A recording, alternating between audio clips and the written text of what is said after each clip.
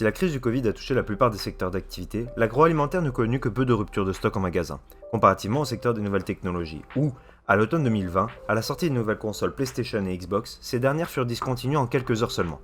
Au niveau de l'informatique, les nouvelles cartes graphiques RTX 3000 de Nvidia ont été discontinuées en quelques minutes seulement. Cette crise s'explique par de nombreux facteurs, notamment le minage de crypto-monnaies. Mais aussi parce que le nombre de joueurs n'a cessé d'augmenter, et sa communauté s'est autant diversifiée que divisée. Ces divisions ont rapidement amené, depuis le début des années 2000, à une réelle politisation qu'est ce nouvel art du jeu vidéo. Cette politisation implique de nouveaux acteurs. Nous avons tout d'abord les consommateurs que sont les joueurs, les créateurs que sont les studios de développement et les développeurs indépendants, mais aussi les médias et les politiciens. Identifions alors ensemble cette politisation avec ses bons et ses mauvais aspects pour la société et pour l'industrie du jeu vidéo. Pour bien comprendre notre sujet, il faut comprendre que toute forme d'art est politique. Et l'avènement des jeux vidéo les ont rendus politiques, au même titre que le cinéma, la peinture, le théâtre ou la musique l'ont pu l'être avant lui. Parce qu'au final, l'art est une plateforme propice pour dénoncer les injustices comme les fables de La Fontaine devant le roi, ou pour promouvoir des agendas politiques avec les affiches de propagande d'enrôlement, et même pousser à l'extrémisme pour promouvoir des régimes autoritaires. Mais quelle est la place des jeux vidéo dans tout ça ? Les jeux vidéo ne font pas encore partie de la liste des arts, mais on possède déjà la plupart des caractéristiques avec une création regroupant la plupart de ces derniers.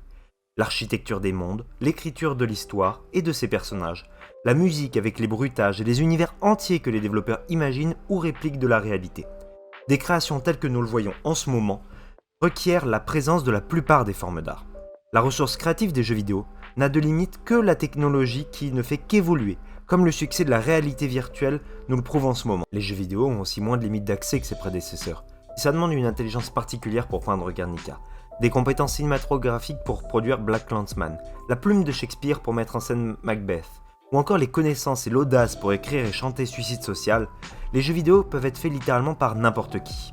Par exemple, le jeu le plus vendu de tous les temps, Minecraft, a vu son développement se faire en majeure partie de manière indépendante, tout d'abord par un Suédois en 2009, qui démarra sa petite entreprise Mojang, qui se fit racheter par la suite en 2014 par Microsoft pour 2,5 milliards de dollars.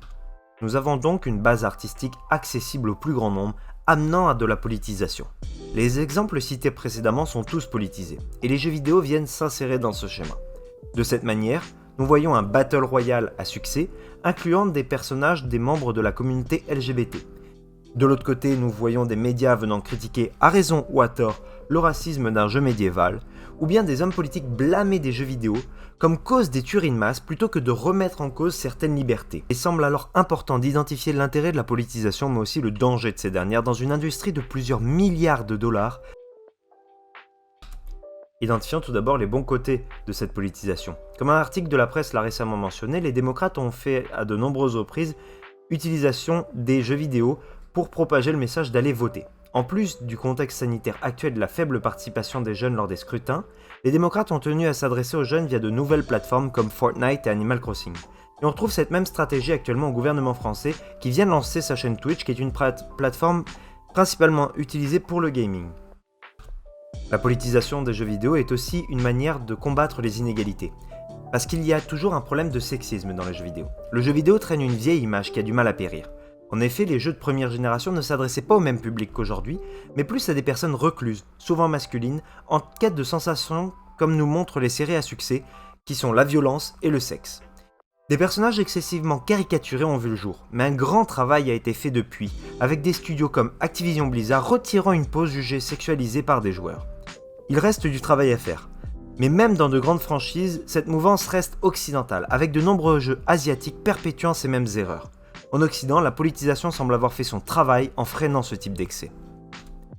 Toujours dans la réduction des inégalités, l'invisibilité des minorités a été vraiment présente dans les jeux vidéo. Quand on met en scène, traditionnellement on met en scène des hommes blancs comme personnages principaux de jeux vidéo, ben là déjà il y a beaucoup de gens qui sont exclus du monde du jeu vidéo. Il y a juste un retour de balancier, je dirais. Donc il y avait déjà une clientélisation.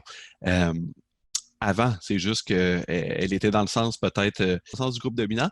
Et puis là, ben, on commence peut-être à s'adresser à des publics un peu plus diversifiés. Puis pour moi, en tout cas, je pense que c'est un progrès, là.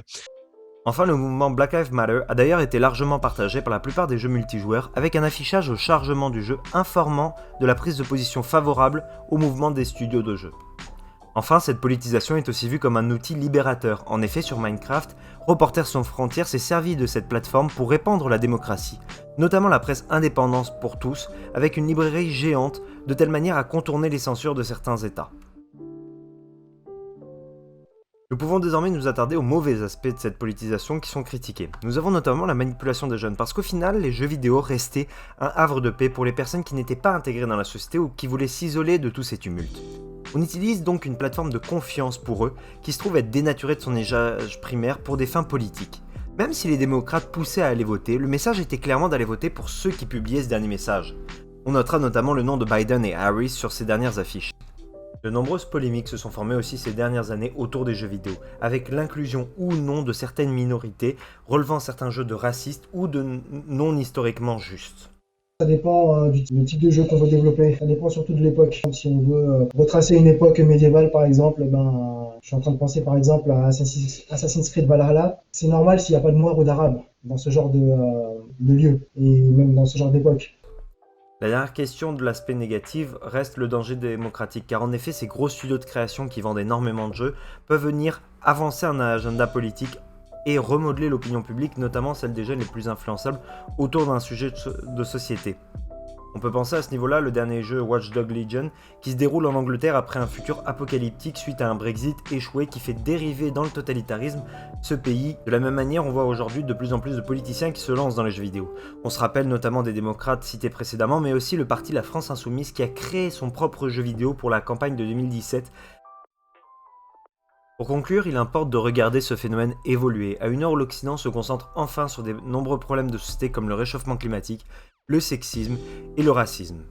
Les jeux vidéo apportent un support accessible, jeune, dynamique et créatif pour ces combats. Mais ils viennent aussi être sujets à débat de société, avec de nombreuses critiques bridant les studios dans leur direction artistique ou au contraire les amenant à tomber dans le clientélisme. Oui, le jeu vidéo a besoin d'avancer et de sortir des images négatives qu'il a eues dans le passé, mais ce dernier doit rester un jeu, pas une plateforme d'agenda politique. Et la volonté égalitarienne ne doit pas casser la créativité ni le plaisir de jouer.